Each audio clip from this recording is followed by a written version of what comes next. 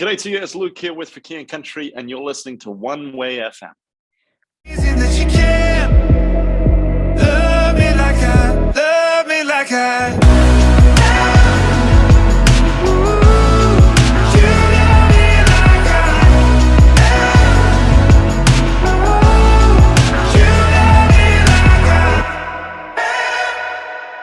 Okay, so you're listening to On Way Home with Moonsun, and today we are joined by none other than Luke from For King and Country. Luke, thanks for so much for joining us today. Oh, it is my pleasure to chat with anyone from Australia. It's always a good day. Oh, that's awesome. Now, first of all, where are you joining us from? Because I can see that you've been traveling to many places. Yeah. And you're quite busy. Just tell us about what's been happening to you guys. Yeah, the last week, the album's about to come out March 11th, so there's been a lot going on. We were in Houston. I don't even know what day it was, but we were in Houston, came to Nashville, went to Vegas to do a video shoot, had to go out to the Mojave Desert, came back to Vegas, and I literally took a red eye home last night. Oh, wow. Which I don't know if you know what a red eye is, but you fly overnight to get home and basically started on interviews. So I took a little bit of a nap in there somewhere, but yeah, it's been a relatively hectic week. Yeah, sounds like it. And I can see that you've got some other trips, sort of tours that are, starting tomorrow as well. So it's been pretty hectic. So thank you so much for taking time to talk to us in Australia. Oh, it's all good. Yeah, so all good. Excellent. So you've got a new album, like you mentioned, titled What Are We Waiting For? That is due to be released. That's actually for tomorrow for us, which is certainly something that we're waiting for. Sorry for the pun. But there are 13 songs and 5 songs have already been released. And it contains hits such as Relate and Together, For God Is With Us. And so they've been on the top of the Christian music charts in Australia. And you've got, 8 new songs. So it's a significant collection of hits already. Tell us about how this album came about.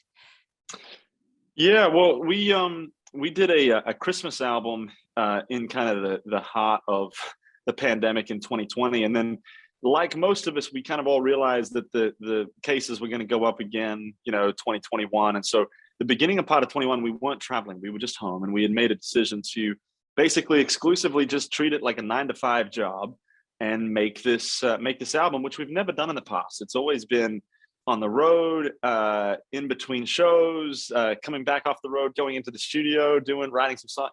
And to be honest, it's just a little bit exhausting. I mean, it's not that it has its pros, but it certainly has its cons. Doing it that way, it's just you don't really get to settle in and really focus. And so this was the first album that we've ever gotten to do that before, and I think that hopefully you can hear a little bit of settledness and hopefully joy in the recording, because it was one of the, I don't want to jinx it, but I think it was the most probably the smoothest recording process that we've ever had. Our recording process is usually notoriously very difficult, fraught with a lot of drama at times, and this one was just kind of, we still had you still had the hiccups, you still have your disagreements of visions for songs and different things, and do we want to say that or not, or that melody, but as far as just it kind of motoring along, it's probably the first album that's really been like it, and it was a real joy. That's amazing, because of COVID and the effects of it, a lot of people think it would have been more difficult to have that sort of unity around bringing an album together. But you were able to collaborate with other artists as well during this time. How did you make that happen during this pandemic? Yeah, well, a lot of it now, I mean, here's what's fascinating. If this pandemic was 60 years ago, I don't think that you would be able to have really any music created in the pandemic. Nowadays, with technology, you can, Kirk Franklin and Tori were on together. I never even saw them during the entire recording process. Dante, I didn't get to see Dante. He's featured on this. Sleeping at Last, it's the same. So what happens now is you can create these tracks and you can create these songs, then you just send it to them. You may do a FaceTime and kind of, hey, let's chat about how we hear this, and here's some notes and things like that. But for the most part, you can do everything cyberly now. And so I think there's it's not maybe the preference. I still love to be with people and see people, Yeah. but there also is something that comes from the freedom of going, well, I can just create here and in this little cabin that I'm in, and then send it somewhere, and who knows what can happen. So I think there's a beauty to that. Yeah, that's pretty good. Like you think outside the box, work around your situations, and you get something really creative out of that. Yeah, So yeah, hopefully. how has this new album changed your music style? Like, is it different? Can we expect something different from the other songs that are to be released? Yeah, hopefully it's pushing the sound. It's going to modernize the sound. There's a lot more. It's a little bit more beat centric. It's not as organic, but yet there still are strings. There still are organic elements. And one of the things that we talk about quite a lot is it's amazing what if you're going to sing on it and you're still going to write your songs and still create these melodies and things. It's amazing the through roads. Even if you change some sonic sounds, it still ends up sounding like Fakian country because of the vocals, because of the way it's constructed. And so we've tried to take a little bit of comfort in that while pushing sound, hopefully forward a little bit. You never want to abandon who you are, but at the same time, music changes and music morphs, and we want it to be hopefully cutting edge. We want it to be modern, not for the sake of it being modern, but because it feels fresh, because it feels intentional. It's also a little bit more minimalistic than it's been, trying to just reduce the amount of things going on at once, just to try and have things become a little bit more settled. So it's funny because I think the temptation for a lot of people is when you create a new project is this latest project's the best thing that we've ever created. And I will never say that, because that's not my job. My job is to write the music and do the best I can. It's up to people like yourselves to decide if it's the best or not, or if it's worthwhile, or if we failed. That's up to everybody else. Okay. So speaking of your songs, I think when you listen to the music, we're really drawn to the lyrics, and you can see that they come from a very personal place. So, you could tell that you haven't written about some hypothetical ideas, but things that come from your heart, your faith, your relationships, and your experiences. So tell us about some of the inspirations behind some of the music in this album. Yeah, well, like for instance, "Relate," which was kind of the track that we kind of led with. It was written about really walking through the pandemic, in that we saw. I don't know if it was like this with you guys in Australia, but over here Mm. on the social media side of things, people were just writing these scathing comments about all sorts of different things. And I saw a comment or two that was like, "I've known you for 15 years, and because of this opinion, I can't be your friend anymore," or whatever. And I was just brokenhearted. And that was just, obviously that's just a smaller element of what was taking place globally. But you started to see that our societies were becoming very, very frayed, and the chasm between sides was getting bigger and bigger, and most of the time over pretty small issues. And I realized something. I realized, like, if we could go into these situations with more compassion and empathy, I think that we would be able to, whether or not we agree with that other person or not, you could be able to say, you know what, the person's saying that because they're hurt. They're not saying these things because they want to just be angry. They're saying these things because, for whatever their walk of life, the things that they've walked through, there's some trauma here, and that's why they're reacting the way that they're reacting. I often think of it like a little child who has that lovey or that favorite toy, and they lose it. And when you're the parent of that child and they lose that toy, it's very easy to say, "Just get over it. I'll get you another lovey, or I'll get you another toy." But to that child, that toy was everything. That lovey was everything. And then if you can humble yourself for a moment as a parent and look into that child's eyes and say, "Oh, I get it. You're hurt. Mm. This is painful for you." You actually can get to a point of going, "You know what? I know what it feels like to be hurt. I know what it feels like to." So I may not understand fully where you're coming from with that specific issue, Mm. but I can, because I know what it feels like to walk through pain.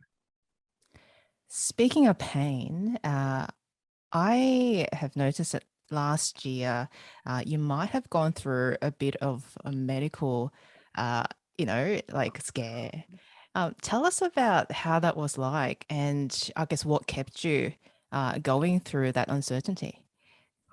Yeah, I had to actually have a throat surgery My voice had started kind of getting pretty jacked up for whatever reason. Never had any issues for many years, and all of a sudden, actually, ironically enough, when I wasn't singing, my voice kind of gave way to me, and so I was aware that there was a chance that I was going to have surgery, but the hope was it would heal up and we wouldn't have any problems. And sure enough, I get to middle of last year, and they say, "Hey, it's time for us to go in there. You've got the problems back again." And so I go in, I have surgery, and you know what? For the most part, I felt pretty good, confident. But the problem with the surgery is you have 5 days of silence after the surgery, and so you actually don't know if your voice is working. And the truth is when you start talking again, it does not sound good, and it's a little bit of a weird situation. So it was on about day 3 that I did start to have a little bit of, well, what if I can't sing anymore? What if I can't write songs? What if I can't do something that I currently feel called to and that I feel passion for? What does that make me? And I think sometimes these little scares are actually good for us, because it makes you realize what is actually important and what is actually true. And I realized at the end of the day, God has a great love for people, and it's never based off of what we can achieve for him. It's never based off of a song or a voice or how good we are or how we're behaved. It's about the very fact that he just loves us. And for me, and maybe it's just my personality, I don't think I can ever get tired of that reminder, because I think when I get too far away from that reminder, I start to try and earn it again. I try to start to feel like, well, if I can do this, then I'm going to feel like I can be more loved. And at the end of the day, I'm no more loved without a voice or with a voice. That's just not how God works. That is a beautiful reminder, and so glad that your throat has healed up, and you're able to sing again. Thank God for that. So if there's one message that you like our listeners to take away from listening to the new album, What Are We Waiting For? What would that be? Well, it's actually interesting. There's probably actually 3 themes of the record, and the themes are really like it's a global record. It is a record like Relate, in the sense of you're dealing with the world has gone through, actually, as my brother says, kind of a universal suffering together. This isn't isolated to Australia. This isn't isolated to America. The entire world has gone through something very, very difficult with COVID. And it's brought us, in some cases, all to our knees, whether or not we admit it or not. And so we write about those things on this record. We write about what does it mean to have unity, through very, very difficult circumstances like we're walking through. It's also inherently a very spiritual record. I think it's made us realize the longings that our soul has for a purpose, has for a reason, and you can find satisfaction in who God is. You can find satisfaction in who Jesus is, and we try to introduce that to people in fresh and obviously new ways. That these longings that you have are there for a purpose. You're not insane. There is something that can satisfy.